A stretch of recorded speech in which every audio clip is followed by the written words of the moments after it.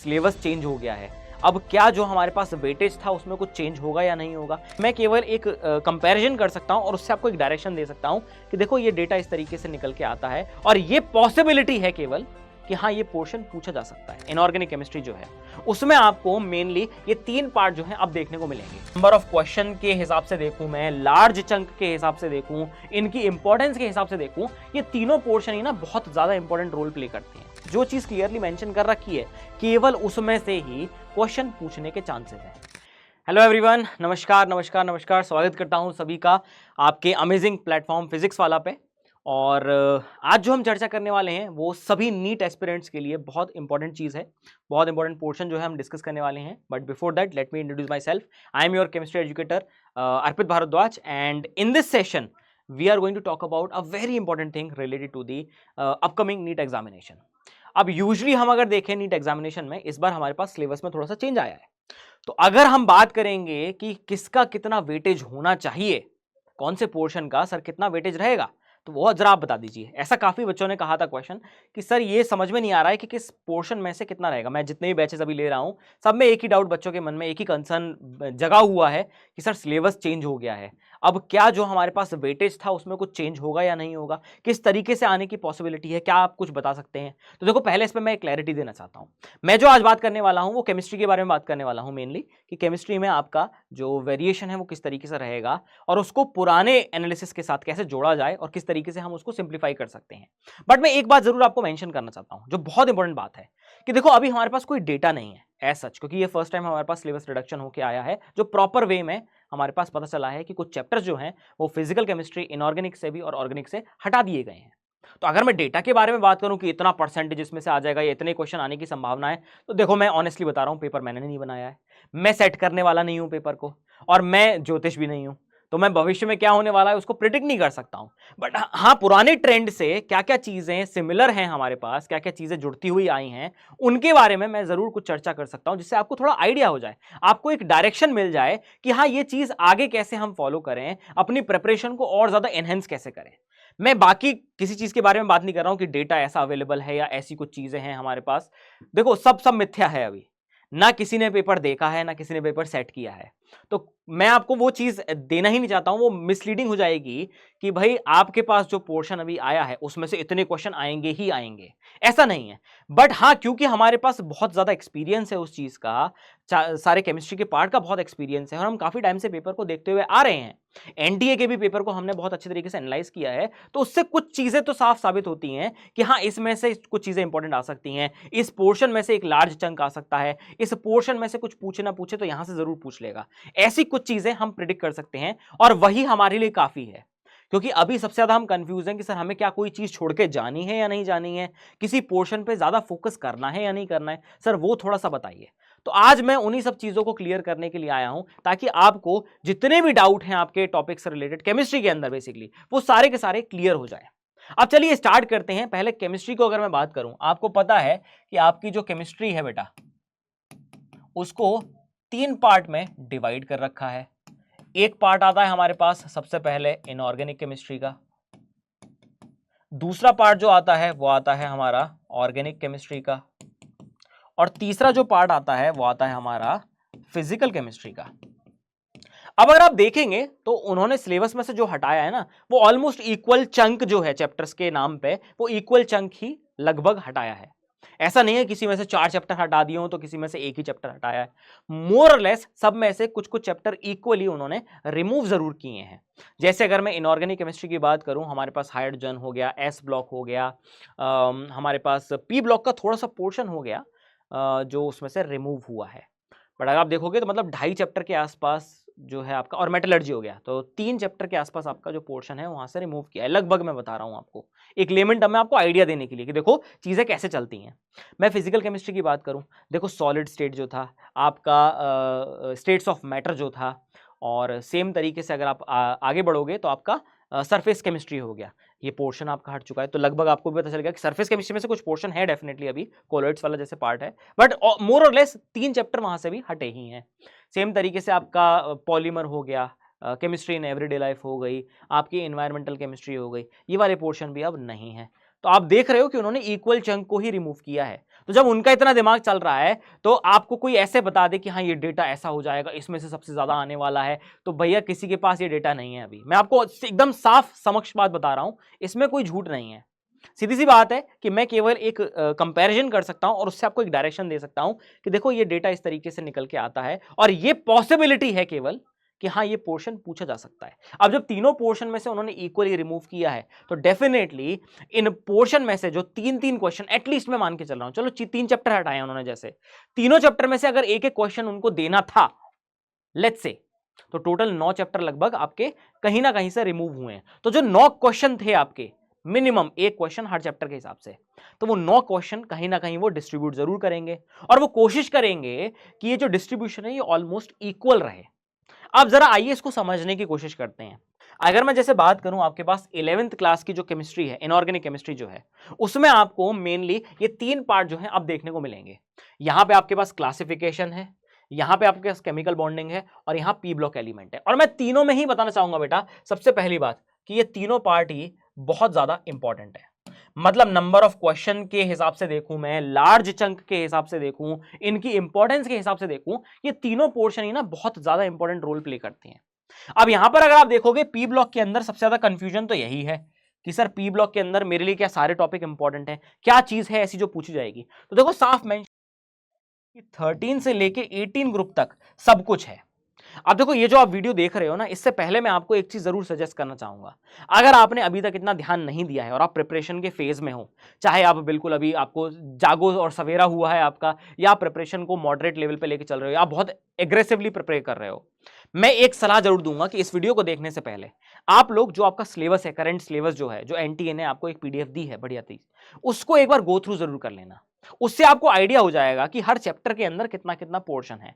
मैं जैसे आपको बता रहा हूं कि पी ब्लॉक में 13 से 18 ग्रुप तक सब कुछ है, बट यहां पर आपके पास अभी केवल फिजिकल, पीरियोडिक,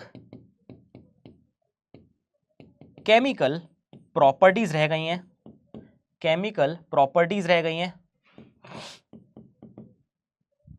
और साथ में आपके पास एनोमलस बिहेवियर रह गया है। तो मन में एक क्वेश्चन जरूर आता है कि सर ये वाला पोर्शन जो आपने बताया है तो हमको दिख रहा है, बट क्या इसके अलावा जो अदर पोर्शन है वहां से क्वेश्चन पूछने के चांसेस हैं? तो देखो जो चीज क्लियरली मेंशन कर रखी है ना, वहां से तो पूछा ही जाएगा। अब कई बार ऐसा लगता है कि सर HNO3 बहुत इंपॉर्टेंट रिएजेंट है, सर उसको तो हटा ही दिया तो उसकी रिएक्शन भी हट गई है क्या? सर हमारे पास बोरिक एसिड था, उसकी भी रिएक्शन हट गई है क्या? तो मैं एक बात आपको समक्ष करना चाहता हूं कि हमारे पास सॉल्ट एनालिसिस वाला एक पोर्शन है। तो हाँ, जो रिएक्शन आपकी सॉल्ट एनालिसिस में आती है वो कहीं ना कहीं इन चैप्टर से तो जुड़ेंगी, तो शायद उनसे पूछ सकता है, बट अदरवाइज जो चीज क्लियरली मेंशन कर रखी है केवल उसमें से ही क्वेश्चन पूछने के चांसेस हैं। अब ये 11th की केमिस्ट्री में ये तीनों पोर्शन जो हैं वो बहुत इंपॉर्टेंट रोल प्ले करते हैं, ये याद रख लेना। तो इन पे तो आपको खासा जोर डालना है। आगे की अगर मैं बात करूं तो 12th की इनऑर्गेनिक केमिस्ट्री में आपके पास D and F block element है, कोऑर्डिनेशन कंपाउंड्स है, और तरोताजा तरीके से सॉल्ट एनालिसिस जो प्रैक्टिकल केमिस्ट्री के अंदर उन्होंने डाला है, तो ये चीज आपकी ऐड हुई है। इसमें मैं कोऑर्डिनेशन केमिस्ट्री को हमेशा एक अहम भूमिका समझता हूं कि ये काफी ज्यादा इंपॉर्टेंट पोर्शन है जिसमें से लार्ज चंक ऑफ क्वेश्चन आ सकते हैं। सॉल्ट एनालिसिस की बात करूं, इसको मैं मॉडरेट लेवल पे लेता हूं। इसको मैं ऐसा रखता हूं कि अगर आप क्वेश्चन के हिसाब से देखो तो एक क्वेश्चन आया तो आ सकता है, पूछ लिया जाएगा। डी एंड एफ ब्लॉक के लिए मैं बोलूंगा 2 से 3 क्वेश्चन जो हैं वो आपके पूछे जा सकते हैं, 2 क्वेश्चन सफिशिएंट है इसके केस में। तो आप इंपॉर्टेंस के हिसाब से देखो तो हाँ डेफिनेटली बाकी के चैप्टर के कंपैरिजन में ये दोनों थोड़े से कम इंपॉर्टेंस रखते हैं उस हिसाब से, बट क्योंकि सिलेबस में अभी तरोताजा तरीके से इसको मेंशन किया गया है तो याद रख लेना कि इस बार तो क्वेश्चन भाई पूछेंगे ही, बट क्वेश्चन बहुत ईजी पूछे जाएंगे। ठीक है, इस तरीके से एनालाइज करने के लिए आपको आसान हो जाएगा, आपको समझना बहुत ईजी हो जाएगा, और वो जो कंफ्यूजन है ना कि इतने क्वेश्चन आने चाहिए, इतने क्वेश्चन पूछे जाएंगे या ये चीज है इसके अंदर, वो वाला पार्ट हट जाएगा आपके दिमाग से। क्योंकि देखो आप सभी को पता है सिलेबस अभी रिडक्शन होके आया है हमारे पास, तो इस बार अगर पेपर जैसा आएगा उस हिसाब से फिर नेक्स्ट बार के लिए हम लोग प्रिडिक्ट भी कर सकते हैं क्या चीज है। बट अदरवाइज मैं आपको एक सिंपल ये मान के तरीका बताऊंगा कि अगर इक्वल पोर्शन वहां से रिमूव हुआ है तीनों पार्ट में से, तो इक्वल नंबर ऑफ क्वेश्चन वो कहीं ना कहीं कंपनसेट करेंगे और उनको वो मॉडरेट लेवल पे कहीं ना कहीं रखना चाहेंगे ताकि आपको ज्यादा दिक्कत ना आए। अगर पिछले पेपर का एनालाइज किया जाए 2023 वाला, तो हाँ वहां पे बच्चों ने यही बताया था कि सर मॉडरेट से थोड़ा टफ लेवल की तरफ नीट का पेपर गया था केमिस्ट्री के मामले में। मॉडरेट काफी सारे क्वेश्चन थे, बट कुछ क्वेश्चन ऐसे भी थे जो हाई ऑर्डर थिंकिंग के थे, तो वही ट्रेंड आप एक्सपेक्ट करके चलना इस बार भी कि मॉडरेट से हाई लेवल थिंकिंग तक का थोड़ा पेपर बनाया जाएगा। कुछ क्वेश्चन जरूर ऐसे होंगे जो हाई लेवल थिंकिंग के आपके लिए होंगे, तो आप पहले से ही माइंड मेकअप करके चलो इस चीज के लिए, ठीक है। एनसीईआरटी के लिए कोई एक सलाह जो मैं आपको जरूर देना चाहूंगा, जो हर कोई देता ही है वैसे भी, आपको पता है कि एक हमारे पास ग्रंथ है एनसीईआरटी नाम का। देखो इसको लाइन बाय लाइन आपको पढ़ना बहुत जरूरी है, और इसमें मैं मेन इंपॉर्टेंस जो दूंगा वो सारी की सारी टेबल को दूंगा। जितनी भी टेबल है हमारे पास मैं उनको बहुत ज्यादा इंपॉर्टेंस दूंगा कि उनके डेटा को याद नहीं करना है, उस डेटा को रटाफिकेशन नहीं मारना है भाई। जो भी टेबल के अंदर डेटा है, जो भी टेबल के अंदर अलग अलग डेटा दे रखे हैं बेटा, उनके ट्रेंड को समझो, उनके ट्रेंड को आपको समझना पड़ेगा, ठीक है। वो अगर आप ट्रेंड समझ गए तो आपके लिए जर्नी जो है बहुत आसान हो जाएगी। ये मैं आपको सारे की पॉइंट बता रहा हूं, ऐसे नहीं बोल रहा हूं कि देखो इतने क्वेश्चन इसमें से आएंगे या इतने क्वेश्चन इसमें से आएंगे। अरे भाई मैं पेपर सेट करने वाला नहीं हूं, मैं कई बार बता चुका हूं ये चीज, और ये सिलेबस सबके लिए ही नया है। तो डेफिनेटली हम एक प्रोबेबिलिटी लगा सकते हैं कि हाँ इंपॉर्टेंस पोर्शन ये है, उस इंपॉर्टेंट पोर्शन में भी क्या करने की जरूरत है और कहां से हम चीजों को पिक करेंगे। मैं केवल वो आपको गाइडेंस दे रहा हूं, और आपके दिमाग में सारे डाउट जो हैं वो इसी से क्लियर हो जाएंगे। तो देखो इनऑर्गेनिक का पोर्शन तो हमने डील कर लिया, 11th का भी और 12th का भी। अब इसी तरीके से आगे बढ़ते हैं, आगे बढ़ेंगे तो हम जाएंगे 12th के पोर्शन के लिए, सॉरी ऑर्गेनिक केमिस्ट्री के पोर्शन के लिए। और ऑर्गेनिक केमिस्ट्री में भी आपके पास 11th का भी है और 12th का भी है। आइए जरा इसको समझते हैं। अगर मैं बात करूंगा अभी करंट सिलेबस के हिसाब से आपके पास जो आता है, सॉरी फिजिकल केमिस्ट्री का जो आता है 1 का, इसके अंदर सबसे पहले आएगा आपका some basic concept of chemistry, जो मोल कॉन्सेप्ट है हमारा। नेक्स्ट एटॉमिक स्ट्रक्चर है आपका, केमिकल थर्मोडायनेमिक्स हो गया, आपका इक्विलिब्रियम हो गया, और रेडॉक्स रिएक्शन हो गया। इन सब पार्ट को अगर आप देखोगे, सबसे महत्वपूर्ण भूमिका जो निभाता है वो है आपका मोल कॉन्सेप्ट, क्योंकि यही आपको सारी चीजों के गाइडेंस देता है। अभी देखो मान के चलो आपके लिए जो बिल्कुल ऐसे थे लीस्ट प्रायोरिटी वाले, मैं आपको एक चीज जरूर बोलना चाहूंगा, अब लीस्ट प्रायोरिटी कोई नहीं बचा है, क्योंकि नंबर ऑफ चैप्टर कम हुए हैं, तो इस हिसाब से वो इक्वली डिस्ट्रीब्यूट सब में करेंगे, सारे क्वेश्चंस को कंपनसेट जरूर करेंगे। तो कोई भी चैप्टर आपके लिए ऐसा नहीं है जो आप लीस्ट प्रायोरिटी पे रखो, आपको हर किसी को थोड़ा बहुत समझना ही पड़ेगा, काम की जितनी भी बातें हैं उनको आपको दिमाग में रख के जाना ही पड़ेगा। इसमें मोल कॉन्सेप्ट एक बहुत इंपॉर्टेंट भूमिका निभाता है। सेम तरीके से मैं रेडॉक्स रिएक्शन की बात करूं, ये भी बहुत इंपॉर्टेंट है, क्योंकि रेडॉक्स रिएक्शन के अंदर अभी उन्होंने टाइट्रेशन भी इंक्लूड कर दी है प्रॉपर तरीके से। तो अब टाइट्रेशन भी आ गई है, तो ये पार्ट जो है आपका और ज्यादा इंपॉर्टेंट हो जाता है। तो इन दो पार्ट को मैं ऐसा कहूंगा कि हाँ ये बहुत इंपॉर्टेंट भूमिका निभाते हैं। बाकी ये जो 3 पोर्शन है ये मॉडरेट लेवल पे होते हैं। तो अगर सबसे ज्यादा क्वेश्चन जो है इन दोनों में से पूछे गए, क्योंकि इनका रिलेशन भी बहुत ज्यादा है, तो बाकी जो 3 चैप्टर हैं वो आपके मॉडरेट लेवल पे पूछे जाएंगे, और उनमें से कुछ कुछ क्वेश्चन आपके आने के चांसेस रहते हैं। पुराना एनालिसिस भी देख लेंगे, उससे थोड़ा क्लियर हो जाएगा कि हाँ इस साल कितने क्वेश्चन तक पूछे जा सकते हैं, ठीक है। आगे अगर बढ़ेंगे तो अब आते हैं हम 12th की फिजिकल केमिस्ट्री में। 12th की फिजिकल केमिस्ट्री अब बहुत छोटी रह गई है। सॉल्यूशन है हमारे पास, इलेक्ट्रोकेमिस्ट्री है हमारे पास, और केमिकल काइनेटिक्स है। मैं बोलूंगा वैसे तो ये तीनों चैप्टर ही हमारे लिए बहुत इंपॉर्टेंट रोल प्ले करते हैं। साथ में एक छोटा सा पार्ट और है, वो कोलॉइड्स का है। वैसे तो सरफेस केमिस्ट्री एक चैप्टर हुआ करता था, बट एक छोटा सा पार्ट है कोलॉइड्स का, तो इसको जरूर याद रखना कि इसकी भूमिका जो है वो बहुत इंपॉर्टेंट होगा ये। तो कुल मिला के हमारे पास चैप्टर के नंबर ही वैसे कम है, तो आप देखोगे 3 और थोड़ा सा पार्ट ये 3.5 मान लो चलो इसको, और 5 ये गए, तो आप देखो 8 के आसपास का हमारे पास 8 से 9 चैप्टर के आसपास का बनता है ये। अब आप थोड़ा सा एनालाइज करके देखो, हमारे पास जो क्वेश्चन है वो 45 है। 45 क्वेश्चन को अगर उसको डिस्ट्रीब्यूट भी करना होगा ना, तो हमेशा वो ऐसी कोशिश करते हैं कि जो आपकी इनऑर्गेनिक है, जो आपकी ऑर्गेनिक है, और जो आपकी फिजिकल है, वो हमेशा इनको कोशिश करते हैं कि किसी भी तरीके से इन तीनों का पोर्शन अप्रोक्सीमेटली 33% रहे, अप्रोक्सीमेटली 33% रहे, अप्रोक्सीमेटली 33% ही रहे, ताकि सब में इक्वली डिवाइड हो जाए। कभी कभी ऐसा हो सकता है कि भैया ये पूछ लिया आपको 34%, 35% तक पूछ लिया और इनको थोड़ा थोड़ा कम कर दिया, कभी फिजिकल का थोड़ा सा 1% ज्यादा कर दिया और ऑर्गेनिक का थोड़ा सा कम कर दिया। ये डिस्ट्रीब्यूशन टोटली पेपर सेट करने वाले के हाथ में है। बट क्योंकि हमारे पास इतने सारे नंबर ऑफ पेपर्स नहीं हैं, तो आप मान के चलो कि वो पेपर को बहुत बैलेंस बनाया जाता है। अब ये डिपेंड करता है, क्योंकि 12th में हमारे पास टॉपिक कम है, तो डेफिनेटली फिजिकल केमिस्ट्री में जो 12th का पोर्शन है उससे नंबर ऑफ क्वेश्चन भी थोड़े से कम हो जाते हैं।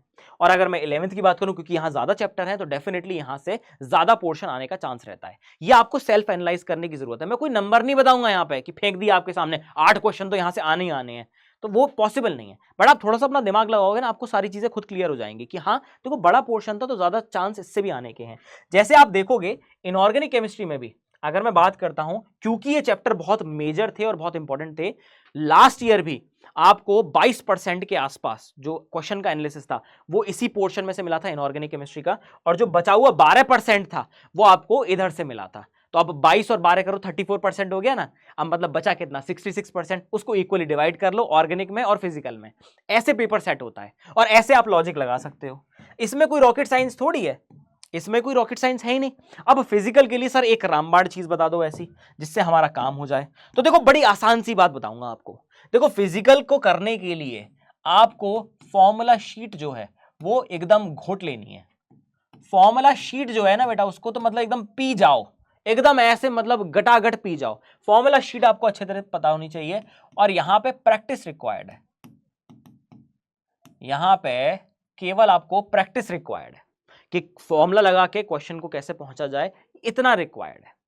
थोड़े क्वेश्चन आपको थ्योरेटिकल लेवल पे भी दिखेंगे, बट हाँ मोर और लेस आपको क्वेश्चन जो है वो प्रैक्टिस पे ही आएंगे। तो ये न्यूमेरिकल के लिए मैं आपको बता रहा हूं कि प्रैक्टिस केवल न्यूमेरिकल के लिए आपको करनी है। तो सर क्या इसके लिए एनसीईआरटी नहीं करें? अरे एनसीईआरटी सबके लिए जरूरी है भाई, एनसीईआरटी सब चीजों के लिए जरूरी है, क्योंकि थ्योरी वाला जो पार्ट है ना, इन फिजिकल केमिस्ट्री के अंदर भी थ्योरी वाला जो पार्ट है वो आपको एनसीईआरटी से बहुत हद तक क्लियर हो जाएगा। क्लियर है? अब आते हैं नेक्स्ट पोर्शन पे और लास्ट पोर्शन पे, which is organic chemistry. Organic chemistry अगर 11th की देखूं तो 11th में हमको टॉपिक तो वैसे देखने को केवल 3 मिलते हैं, जिसमें आता है purification and characterisation of organic compound, जिसमें आता है हमारा जीओसी, और जिसमें आता है हमारा हाइड्रोकार्बन। अब वैसे तो ये पोर्शन जो है ये सबसे स्टार्टिंग पोर्शन और सबसे इंपॉर्टेंट पोर्शन भी है। तो आप देखोगे इसमें ये वाला जो पार्ट है आपका जो है some basic principles of organic chemistry, जहां पे जीओसी आ जाती है आपकी, इफेक्ट आ गए आपके, नॉमेनक्लेचर आ गया, आइसोमेरिज्म आ गया, ये सारी चीजें जो आ गई। और दूसरा हो गया आपका हाइड्रोकार्बन। ये तो आपके बहुत ज्यादा रेलेवेंट है, बट क्योंकि यहां पर हमारे पास सिलेबस जो है 11th के हिसाब से थोड़ा कम होता है, तो डेफिनेटली जो परसेंटेज है क्वेश्चन का वो थोड़ा सा कम ही आएगा। अब अगर मैं 12th की बात करूंगा ना, तो यहां आपको काफी बड़ा चंक देखने को मिलेगा। यहां पे आपको हैलोजन वाले कंपाउंड मिल जाएंगे, यहां ऑक्सीजन वाले कंपाउंड मिल जाएंगे, यहां नाइट्रोजन वाले कंपाउंड मिल जाएंगे, यहां आपको बायोमोलिक्यूल्स भी मिल जाएंगे, और यहां आपको प्रैक्टिकल केमिस्ट्री भी मिल जाएगी। अब क्योंकि इसको स्पेशली मेंशन किया गया है बेटा, तो इसको तो भूलना मत, ये तो जरूर आएगी, ये तो जरूर आएगी। और इसको तो मैं हमेशा बोलता हूं कि नीट के लिए बायोमोलिक्यूल्स को तो मान लो भाई वो परम सत्य है, वो तो पूछा ही जाएगा। तो ये वाला पोर्शन तो आपके लिए इंपॉर्टेंट है ही है। अब इनमें से सर मैं किसको ज्यादा प्रायोरिटी दूं, मैं किसको कम प्रायोरिटी दूं, तो मैं ऑक्सीजन वाले पार्ट को हमेशा थोड़ा ज्यादा लेके चलता हूं, क्योंकि यहां पे alcohol, phenol, ether, carbonyl compound सब कुछ इंक्लूड हो जाता है। तो यह आपके लिए सबसे ज्यादा प्रायोरिटी पे होना चाहिए। इनकी नेम रिएक्शंस आपको बिल्कुल अच्छे तरीके से समझ में आनी चाहिए, क्योंकि क्वेश्चन हमारे पास आप सोच के देखो, अगर मैं सिलेबस के हिसाब से बोलूं, यहां 5 पोर्शन है हमारे पास और 11th में केवल 3 थे, तो डेफिनेटली ये वाला जो चंक है यहां से क्वेश्चन ज्यादा पूछे जाएंगे और 11th वाले पार्ट से थोड़े से कम पूछे जाएंगे। अब दूसरी चीज आती है कि सर इसमें से आपने बता तो दिया कि ऑक्सीजन वाला है, मैं मान के चलता हूं कि हेलोजन और नाइट्रोजन फैमिली जो है ये थोड़ी सी मॉडरेट लेवल पे और कम नंबर ऑफ क्वेश्चन आपको देखने को मिलेंगे, जिसमें से नाइट्रोजन के तो फिर भी चलो आपको 1 से 2 क्वेश्चन देखने को मिल जाएंगे। हेलोजन फैमिली से जनरली ऐसा होता है कि एक क्वेश्चन आ गया, ऐसा मतलब पिछले ट्रेंड में भी देखा गया है इस तरीके से। अब यहां पे अगर कोई पूछे कि सर एक चीज इसके अंदर भी बता दो, आपने सारी बातें बता दी कि क्या क्या जरूरी है, पेपर का एनालिसिस कैसे करना है, वेटेज किसका कैसे डिस्ट्रीब्यूट किया होगा, तो अब ये भी बता दो कि ऑर्गेनिक केमिस्ट्री के लिए क्या क्या बातें याद रखनी है, उसको भी एक बार आप बता दीजिए। तो भैया जितनी भी नेम रिएक्शंस हैं, जितनी भी इंपॉर्टेंट नेम रिएक्शंस हैं, आपका आईयूपीएसी हो गया बेटा, क्योंकि आईयूपीएसी जेई में भी बहुत सारे क्वेश्चन जो हैं वो आईयूपीएसी से पूछे गए हैं। आपका जो जीओसी वाला पार्ट हो गया बेटा, और जितने भी कन्वर्जन हो गए विद रिएजेंट, आपको पता है, देखो मैं कोई नई चीज नहीं बता रहा हूं, मैं वही चीजें बता रहा हूं जो आपको सुनने की जरूरत थी, जिसके लिए आप सोच रहे थे कि एक बार वैलिडेट हो जाए ताकि हम पढ़ना शुरू कर सकें। मैं वही चीजें आपके लिए वैलिडेट कर रहा हूं, तो ये चीजें बहुत जरूरी हैं। और मैं देखो हमेशा ये कहता हूं कि ऑर्गेनिक केमिस्ट्री के लिए जो चीज आपको पढ़ाई गई है ना, उसको अच्छे से पढ़ लो, और प्लस एनसीईआरटी तो है ही है बेटा। इन सबको करने के बाद आपको पता ही है कि एनसीईआरटी तो है ही है बेटा, इससे आपका काम हो जाएगा। ये था बेसिक एनालिसिस कि आने वाले पेपर में किस तरीके से अरेंज किया जाएगा, किस तरीके से पेपर को बनाया जाएगा। जहां पर क्वेश्चन पहले ऐसा था कि 1 या 2 आते थे, अब क्योंकि हमारे पास कुछ पोर्शन हट गया है तो उसमें मे भी चांस है कि एक आध क्वेश्चन बढ़ा दिया जाए। अब जब वो बढ़ाएंगे तो डेफिनेटली वो बारीकी से पूछेंगे, बारीकी से पूछेंगे, इसका मतलब एनसीईआरटी को तो फोकस बहुत ज्यादा करना है। अब अगर मैं बात करता हूं इसी चीज को थोड़ा पिछले एनालिसिस के हिसाब से, देखो आप पिछले एनालिसिस को देखना, मैंने आपको बताया था कि इनऑर्गेनिक केमिस्ट्री में 22% के आसपास केवल इनऑर्गेनिक केमिस्ट्री 1 जो है उससे पूछा गया था, क्योंकि वहां ज्यादा बड़ा पोर्शन था। अब आप देखोगे यहां पर आप पाओगे कि सर ये 1 वाला जो पार्ट था इसके अंदर अब हमारे पास यहां पर एक तो हाइड्रोजन हट गया है, एक एस ब्लॉक हट गया है, दोनों में से क्वेश्चन एक एक आए थे, तो मतलब आगे चल के इस पोर्शन में आगे बढ़ने के चांसेस हैं, क्योंकि ये 2 क्वेश्चन तो हमारे हट गए, यानी कि यहां से जो डेटा आया था वो चला गया, अब उसको रीडिस्ट्रीब्यूट तो करेंगे ही। और पी ब्लॉक में भी आप देखोगे यहां से कंपाउंड्स भी रिमूव हो गए हैं, यहां से कंपाउंड्स भी रिमूव हो चुके हैं, बट उन्होंने सॉल्ट एनालिसिस को इंक्लूड कर दिया। अब सॉल्ट एनालिसिस इंक्लूड कर दिया तो मतलब यहां से जो क्वेश्चन आने वाले थे, एटलीस्ट 2-3 क्वेश्चन आने वाले थे, उनको आगे वो मैनेज करेंगे ही करेंगे। तो या तो यहां पे आप मान के चलो एक क्वेश्चन यहां बढ़ जाए, एक क्वेश्चन यहां बढ़ जाए, एक क्वेश्चन यहां बढ़ जाए, इस तरीके से मान लो। या फिर अगर आप बात करते हो सेकेंड पार्ट की, तो यहां से मेटलर्जी भी टाटा बाय बाय कर चुका है। अगर टाटा बाय बाय यहां से कर दिया तो एक क्वेश्चन इसका भी हट गया, तो मोर और लेस आपके पास 3 क्वेश्चन, देखो मैंने आपको बताया था, बिल्कुल सही एनालिसिस बताया था कि खुद आप देख के कर सकते हो, मैंने बिना देखे आपको सीधे बताया था कि 3 चैप्टर हटे हैं तो एटलीस्ट 3 क्वेश्चन तो जाएंगे ही जाएंगे। तो 1, 2 और 3 क्वेश्चन चले गए, इन्हीं के अंदर उनको अरेंज करना है। तो यहां पे इंपॉर्टेंट चैप्टर कौन से आते हैं, कोऑर्डिनेशन कंपाउंड हो गया, आपका सॉल्ट एनालिसिस हो गया जिसको अभी इंक्लूड कर दिया है प्रॉपर, केमिकल बॉन्डिंग हो गया, आपका पीरियोडिक टेबल हो गया, इन्हीं के अंदर वो मिक्स कर देंगे। देखो पिछले बार के एनालिसिस से आपको कितना ज्यादा हेल्प हो गई है, आया समझ में? ऐसे ही आपको सारे पार्ट का करना है, कोई मतलब आपको ऐसा गुरु मंत्र नहीं चाहिए इसके लिए कि ये बता दो इतना आने वाला, इतना नहीं आएगा, इसके अंदर ऐसा होना चाहिए, वैसा होना चाहिए। मैं बिल्कुल परम सत्य बता रहा हूं आपको, और यही सुनने की आपको बहुत ज्यादा जरूरत थी, क्योंकि अभी तक हमको डायरेक्शन नहीं बताती कि कैसे करें प्रिपरेशन, क्या करें, क्या चीज इंक्लूड करें, क्या चीज ना इंक्लूड करें। मैं आपको बिल्कुल सत्यता के साथ बता रहा हूं कि हाँ ये चीज ऐसे एनालाइज करोगे ना तो बहुत आसान हो जाएगा, आपको खुद ब खुद दिमाग में आ जाएगा कि ये पोर्शन इंपॉर्टेंट है, इससे क्वेश्चन ज्यादा पूछे भी गए थे और यहां से पूछने के चांसेस और ज्यादा बढ़ जाते हैं। सेम तरीके से अगर मैं फिजिकल केमिस्ट्री की बात करूं, देखो फिजिकल केमिस्ट्री में भी अगर आप पाओगे तो आपको दिख जाएगा यहां से गैसियस स्टेट वाला पार्ट हट चुका है, देख लो भाई, स्टेट्स ऑफ मैटर जो था वो हट चुका है, और यहां से हटा है तो एक क्वेश्चन तो जाएगा ही जाएगा। सेम तरीके से अगर मैं बात करूं सॉलिड स्टेट हट चुका है, सेम तरीके से बात करूं सरफेस केमिस्ट्री हट चुका है, बट कोलाइड है अभी। तो आप देखो इन तीनों में से एक क्वेश्चन इसका गया, एक क्वेश्चन इसका गया, 3 चैप्टर हटे हैं और 3 क्वेश्चन हट चुके हैं। देखो यही बताया था मैंने स्टार्टिंग में, यहां से भी वही हुआ है। इसका मतलब अगर आप देखोगे तो देखो मूल कॉन्सेप्ट हो गया, मूल कॉन्सेप्ट हो गया, आपका एटॉमिक स्ट्रक्चर हो गया, आपका रेडॉक्स रिएक्शन हो गया, आपका काइनेटिक्स एंड इलेक्ट्रोकेमिस्ट्री हो गया बेटा, ठीक है। इनके अंदर क्वेश्चन बढ़ने के चांसेस हैं डेफिनेटली, और साथ में सरफेस केमिस्ट्री का कोलाइड वाला पार्ट जरूर आएगा, ठीक है, उसको स्पेशली मेंशन भी किया गया है, तो डेफिनेटली उसको इंक्लूड करेंगे ही करेंगे। तो वो मान के चलना अपने बैक ऑफ द माइंड में कि वहां से क्वेश्चन आने वाले हैं। और सेम तरीके से अगर मैं ऑर्गेनिक केमिस्ट्री की बात करूं, अरे यहां पे भी कोई डिफिकल्ट थोड़ी है भाई, सब कुछ सेम ही तो है। देखो हाइड्रोकार्बन है, जीओसी है, तो यहां से तो क्वेश्चन आपके रहने ही वाले हैं, बिल्कुल रहेंगे। तो यहां 2-2 क्वेश्चन थे, मे बी 3-2 हो जाए, मे बी 3-3 क्वेश्चन आ जाए, ये भी पॉसिबल है, क्योंकि बड़ा पोर्शन है, देखो बड़ा चंक ये आपका करता है, इंपॉर्टेंट पोर्शन है, तो डेफिनेटली यहां से नंबर ऑफ क्वेश्चन बढ़ने के चांसेस और ज्यादा हो जाते हैं।